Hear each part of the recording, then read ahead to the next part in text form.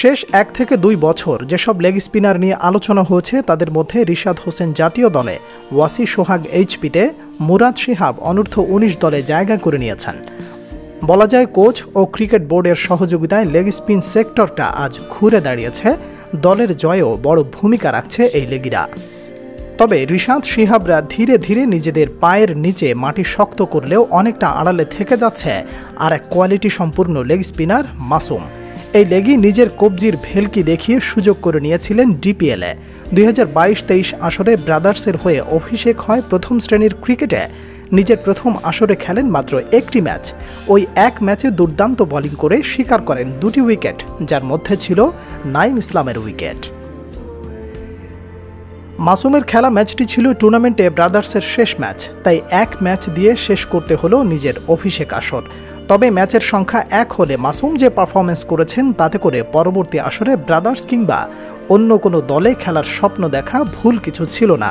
অথচ এই লেগির সুযোগ হয়নি ডিপিএলের শেষ আসরে, তাই কিছুটা হতাশ হয়ে পড়েন। অবশ্য হতাশ হলেও মাসুম হাল ছেড়ে দেয়নি, নিজের উপর বিশ্বাস রেখে বোলিংয়ে মনোযোগ বাড়ান। শেষ 1 বছরে কঠোর পরিশ্রম করে ধার বাড়িয়েছেন বলের, যার প্রমাণ দিয়ে যাচ্ছেন জাতীয় দলের অনুশীলন। লিটন দীপুদের রীতিমতো পরীক্ষা নিচ্ছেন বড় সুযোগের অপেক্ষায় থাকা লেগ স্পিনার মাসুম। ইতোমধ্যে হাথুরু পোথাসদের গুড বুকেও নাম তুলতে সক্ষম হয়েছেন, সুদৃষ্টি রয়েছে তার উপর।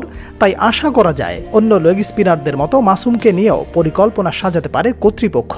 যদি এমন কিছু ভেবে থাকে তাহলে তাকে নিয়ে বিশদভাবে পরিকল্পনা সাজানো উচিত, কারণ পর্যাপ্ত সুযোগ না পেলে নিজেকে মেলে ধরার মঞ্চ তৈরি করা কঠিন হয়ে যাবে।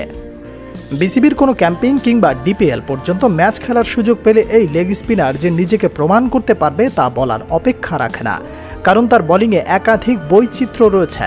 বিশেষ করে গুগলি আর রং অন ডেলিভারিতে বেশ পারদর্শী Masum.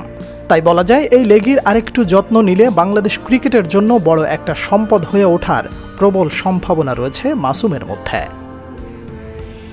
Salman Abdullah, sports and news.